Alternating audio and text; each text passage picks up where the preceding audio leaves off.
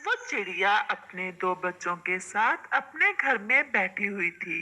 वो सब भोजन का इंतजार कर रहे थे। मम्मा, मम्मा पापा कब आएंगे? मुझे बहुत भूख लगी हुई है। मेरी जान, तुम्हारा पापा आने वाले ही होंगे। ऐसा लग रहा है कि आज वो कहीं दूर निकल गए हैं भोजन की खोज में। मम्मा, क्या पापा थकते नहीं हैं इतना ज्यादा उड़ने से? तुम्हारे पापा बच्चों, बहुत चैनल को बहादुर हैं। सब्सक्राइब और वो वीडियो थक को तो लाइक जाते करो। हैं, लेकिन हमें बताते नहीं, क्योंकि वो हम सबसे बहुत ज्यादा प्यार करते हैं। वो सब ऐसे बैठे बातें कर रहे थे। मामा जी, वो देखो सामने, वो पक्षी कितने मजे मजे के फल लेकर जा रहा है। क्यों ना आज थोड़ी मस्ती हो जाए और छीन ले उस पक्षी से ये सब। कालू, बात तो तुम्हारी ठीक है। पास में कोई देख भी नहीं रहा। हम दो हैं और ये है भी अकेला। और फिर ऐसा कहते हुए वो दोनों मामा भांजा उस पक्षी के पीछे उड़ते हैं और जल्द ही वो उसका रास्ता रोक लेते हैं। कालू, क्या बात है? तुमने मेरा रास्ता क्यों रोक लिया? मुझे जल्दी घर जाना है, क्योंकि मेरे बच्चे भूखे होंगे। तुम रानो चिड़िया के पति हो ना?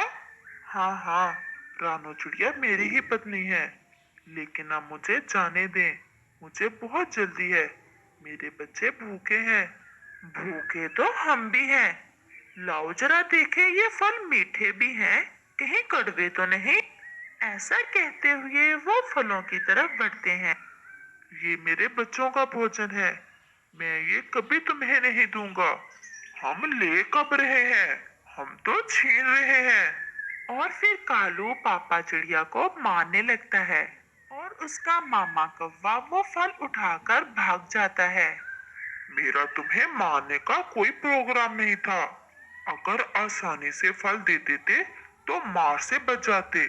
लेकिन वो पक्षी खामोशी से वहां से उड़ जाता है और वो बेचारा अपनी खाली चोंच के साथ ही अपने घर की तरफ चल देता है। पापा आ गए, पापा आ गए, हमारे पापा आ गए। अरे, ये आपके पंख पर चोट कैसे लगी? क्या हुआ? सब ठीक तो है? मैं लौटकर घर वापस आ रहा था। मेरे पास आज फल थे। रास्ते में दो कौवों ने मुझ पर हमला कर दिया और मुझे मारा और सब फल छीन कर ले गए। आप ठीक तो है? ज्यादा चोट तो नहीं लगी? मैं तो ठीक हूँ, लेकिन बच्चे भूखे हैं। अब तो शाम भी होने वाली है। बच्चे क्या खाएंगे? आप चिंतित ना हो, आप बच्चों के पास बैठे और मैं बच्चों के लिए कुछ खोज कर ले आती हूँ। नहीं रानो, तुम बच्चों के पास ही रहो और मैं ही जाता हूँ दोबारा। मैं तो वापस जाने ही लगा था, लेकिन सोचा कि तुम्हें बताता जाऊं। आप जिद ना करें, बच्चों का भोजन आप अकेले के जिम्मे ही थोड़ा है, मैं भी ला सकती हूँ। और वैसे भी आपके पंख पर चोट लगी हुई है। आप बैठे, मैं जल्द ही लौट आऊंगी।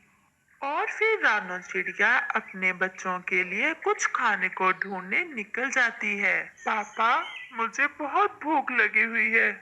मुझे पता है मेरे बेटे, बस थोड़ी ही देर में तुम्हारी मम्मा भोजन लेकर वापस आ जाएगी।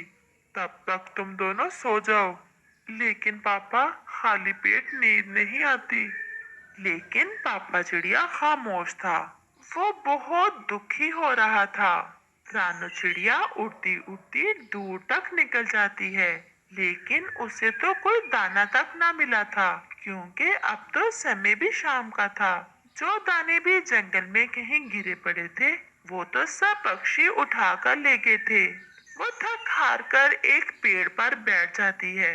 जालिम कौवो, तुम क्या जानो, जब मम्मा पापा के सामने उनके बच्चे भूखे हों, तो उनके मन पर क्या गुजरती है। हमारे बच्चे भूखे हैं और तुमने हमारे बच्चों का भोजन छीन। आसमान पर गहरे बादल छा जाते हैं और बादल जोर से गरजता है।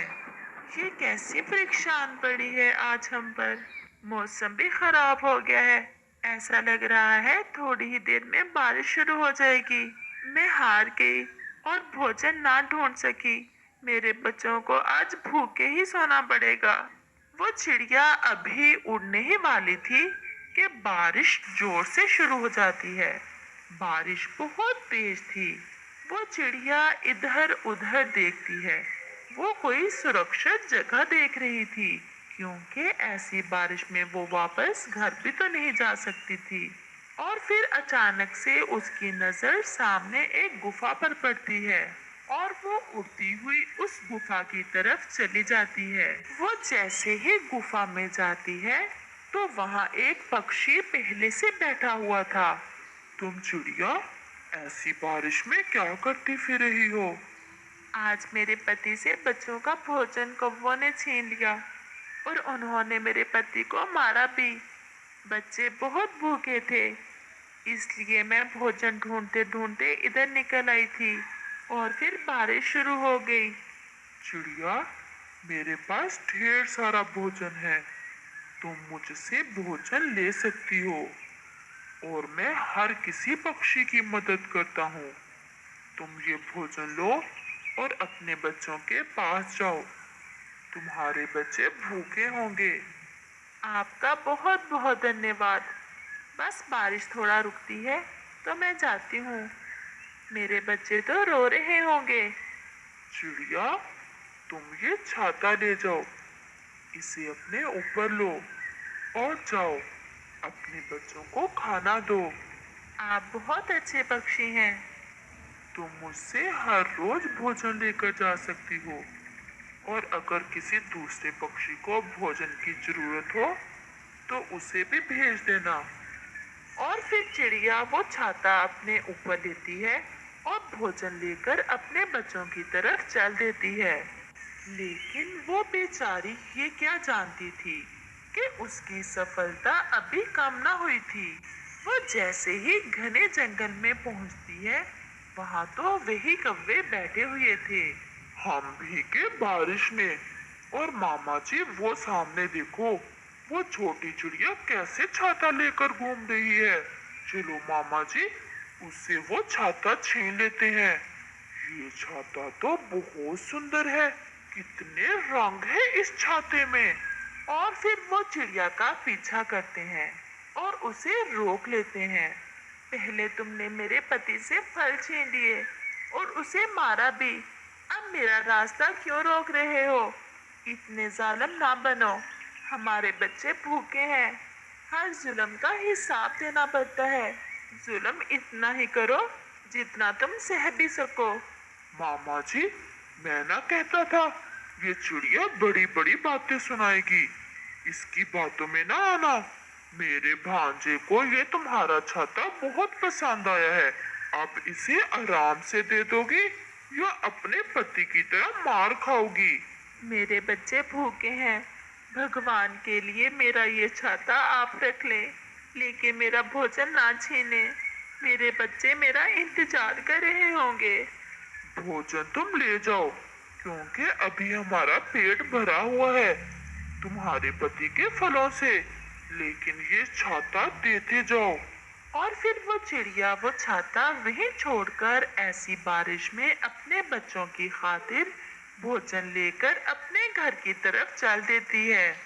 मम्मा, मम्मा, आपने इतनी देर कर दी, हमें बहुत भूख लगी हुई है।